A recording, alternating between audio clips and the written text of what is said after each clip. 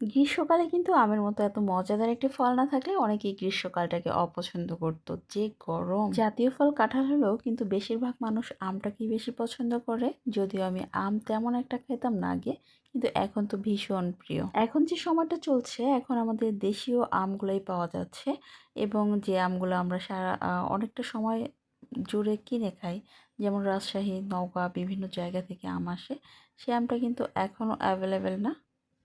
ওই আমগুলো অবশ্যই মজার, কিন্তু আমাদের দেশীয় আমগুলো কিন্তু একটু ডিফারেন্ট টেস্ট। এটা একটু টক মিষ্টি স্বাদের হয়, এটা কিন্তু আরও বেশি মজা। দেখতেই পাচ্ছেন দেশি আমে যেহেতু কোনো ওষুধ প্রয়োগ করা হয় না, সেহেতু একটু পোকা থাকে। আর এই পোকাগুলো কিন্তু ছোটোবেলায় আমাদের বড়রা মিথ্যে কথা বলে খাওয়াতো, যেমন পোকা খেলে সাঁতার শেখে। আসলে এটা কিন্তু কোনো লজিক একটা আমের এক একটা টেস্ট। এটা সম্পূর্ণই মেডিসিন ফ্রি একটা আম, যেটা হচ্ছে পাড়া হয়েছে, পেড়ে ঘরে হয়তো 1-2 দিন রাখা হয়েছে, তারপর কেটে খাওয়া হবে এরকম করে। এটা অন্যরকম।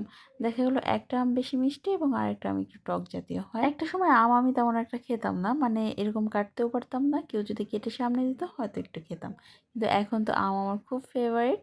এখন অনেক আম আমি কিনে কিনে খাই, নিজেই এই মাস জুড়ে এত পরিমাণ ফ্রুটস বাজারে পাওয়া যায়, যেমন বেল, আম, কাঁঠাল, তারপর লিচু, বিভিন্ন ধরনের। এই জন্যই হয়তো এই মাস দুটোকে মধুমাস বলা হয়। যেহেতু এই আমগুলোর মধ্যে কিছু আম ছিল টক মিষ্টি এবং কিছু আম ছিল খুবই মিষ্টি, তাই আমি এর মধ্যে একটুখানি সল্ট দিয়ে দিচ্ছি।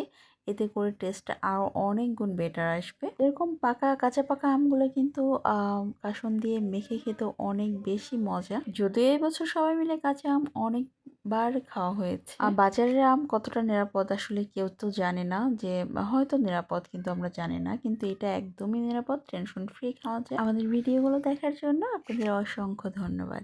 ভালো লাগলে লাইক, কমেন্টস এবং শেয়ার করে দিতে পারেন আপনার ফ্রেন্ড এবং ফ্যামিলির সাথে। Thanks for watching.